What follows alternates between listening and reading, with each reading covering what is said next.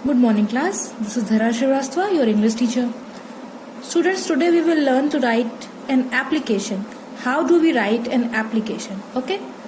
हमें स्कूल में अगर लीव चाहिए किसी भी वजह से तो हम टीचर के सामने एक एप्लीकेशन प्रोड्यूस करते हैं, जिसके बाद की टीचर या प्रिंसिपल जिसको भी वो एप्लीकेशन कंसर्न करता है तो उसके बाद से फिर वो हमें लीव के लिए ग्रांट कर देते हैं, हमें वो लीव ग्रांट कर देते हैं, हमें छुट्टी दे देते हैं. तो इसलिए इस पर्पस के लिए ये जो फॉर्मेलिटी है जो हम स्कूल के साथ we observe it, we do it, this is known as application writing. So today we are going to learn application.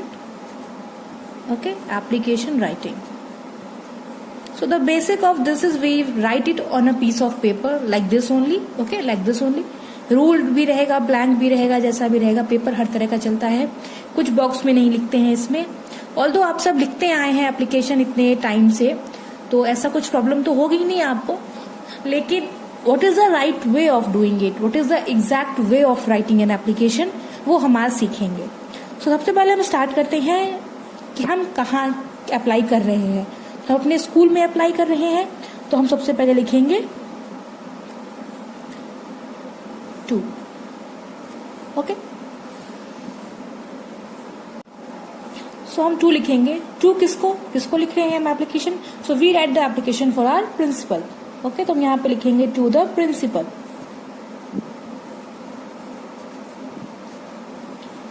हम केंद्रीय विद्यालय में हैं तो हम लिखेंगे केंद्रीय विद्यालय.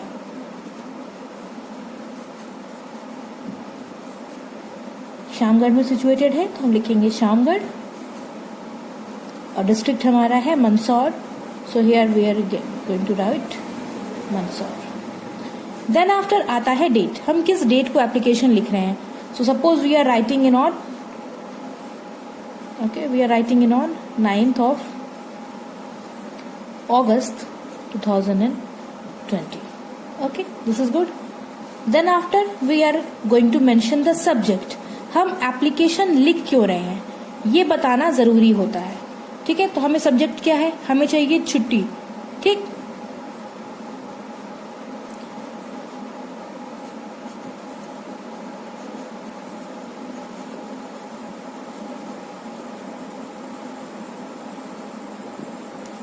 सब्जेक्ट कुछ भी आप सी एक लाइन में फ्रेम कर सकते हैं. अभी मैंने एग्जाम्पल के लिए शॉर्ट सा लिख दिया है, बाकी मैं और भी एग्जाम्पल्स आपके साथ शेयर करूंगी. Then it will be easy for you.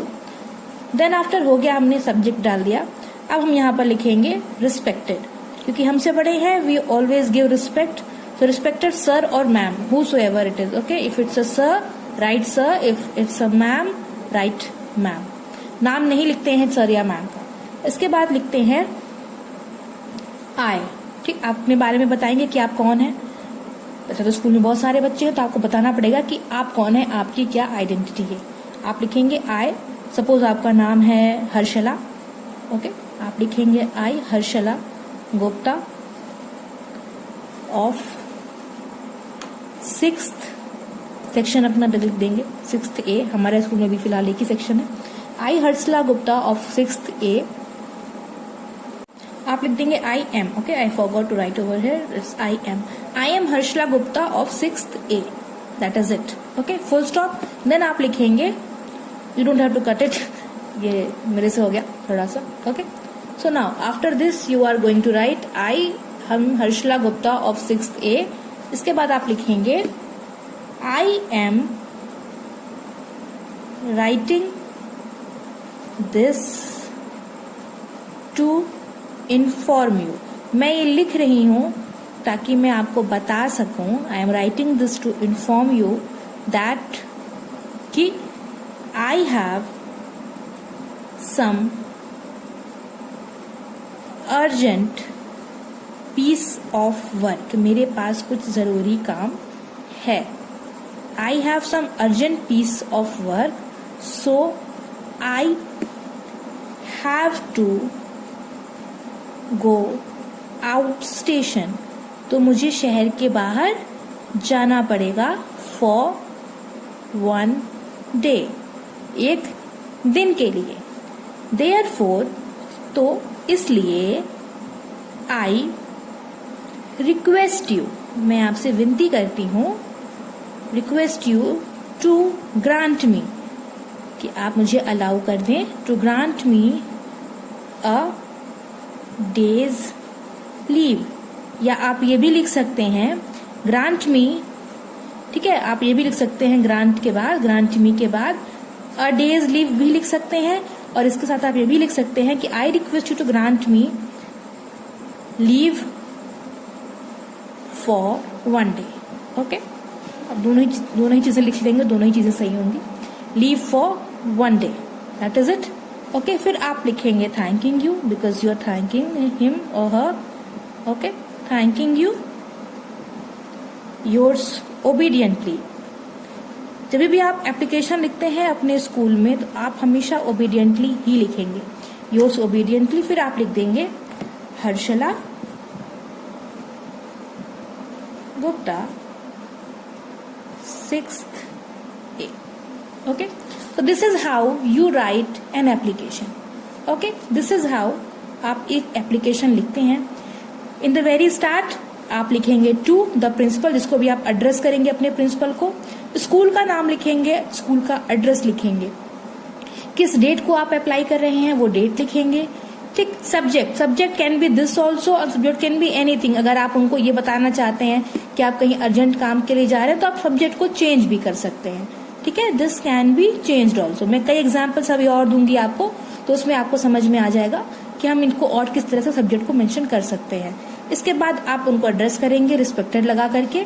फिर आप लिखेंगे अपने आप को कि आई एम दिस और that, I am Harshala Gupta of 6th A, I am writing this to inform you that I have some urgent piece of work. मेरे पास कुछ अर्जेंट काम है, so I have to go out station for 1 day. तो मुझे शहर के बाहर एक दिन के लिए जाना है। Therefore I request you to grant me a day's leave. तो मैं आपसे रिक्वेस्ट करती हूँ कि आप मुझे एक दिन की छुट्टी प्रदान करें, एक दिन की छुट्टी लेने की आज्ञा दें। थैंकिंग यू योर्स ओबीडियंटली, आपकी आज्ञाकारी Harshala Gupta 6th A। Okay, तो this is how an application is written. I hope आपको समझ में आ गया होगा। इसके बाद मैं आपको मैं आपको कुछ दूंगी टॉपिक्स, इस पे आपको एप्लीकेशन लिखने होंगे। इतने में आपको कोई डाउट है तो आप मुझसे पूछ सकते हैं। आई होप सब कुछ क्लियर हो गया होगा। एंड वन मोर थिंग बच्चों, while you are writing an application, जब भी आप एक एप्लीकेशन लिखते हैं so you fold a paper, okay, you just fold it, थोड़ा सा ऐसे मार्जिन लेकर के सबसे पहले एप्लीकेशन लिखने से पहले ही आप थोड़ा सा पेपर साइड में फोल्ड कर देते हैं। उसके बाद थोड़ा सा ये तिरछा हो गया है बट आप इसे थोड़ा सा सीधा फोल्ड करेंगे। Okay, so okay like this. Okay, कोशिश करेंगे कि ये इक्वल मार्जिन में हो। And this is how you fold it. Now what is the purpose of folding this? इसको इतना फोल्ड करने का या इधर कॉलम में इतनी जगह छोड़ने का मतलब क्या है?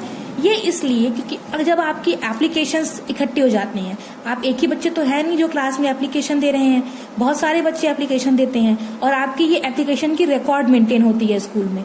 ओके, तो जब एक के ऊपर एक एप्लीकेशन, कई सारे पेपर्स एक के ऊपर एक पाइल अप किए जाते हैं तो फिर उन जो पेपर्स होते हैं उनको फाइल में लगाया जाता है। तो फाइल में लगाने की जगह उनको यहाँ पर बांधा जाता है। तो जब बांधा जाता है तो आपका एक्चुअल मैटर कट ना हो या इस मार्जिन में ना आ जाए, इसको बचाने के लिए यहाँ पर आपको मार्जिन छोड़ा जाता है। जैसे कि हमारी बुक्स होती हैं, आप देखते हैं ना बुक्स में थोड़ी स्पेस छोड़ के ही लिखा रहता है क्योंकि इधर बाइंडिंग होती है। तो ऐसे ही अगर जो सारे पेपर्स होते हैं इनकी भी बाइंडिंग होगी, और अगर ये बाइंडिंग के दौरान ये जो आपका मैटर है अगर यही ओवरलैप हो जाएगा बाकी के पेपर से तो ये विजिबल नहीं होगा, ये किसी काम का नहीं रह जाएगा, फिर ये पढ़ने लायक नहीं रह जाएगा। Okay, this is how you right an application. And I hope आपको समझ में आ गया होगा। कोई डाउट होगा तो मुझसे पूछ लीजिए। एंड कुछ एप्लीकेशंस आप मुझे लिख के दिखाएंगे। मैं अभी आपको लिंक्स प्रोवाइड करती हूँ गूगल फॉर्म के भी। मैं अभी आपको कुछ क्वेश्चंस देती हूँ और आप उनको करें। आज के लिए इतना ही। Thank you class.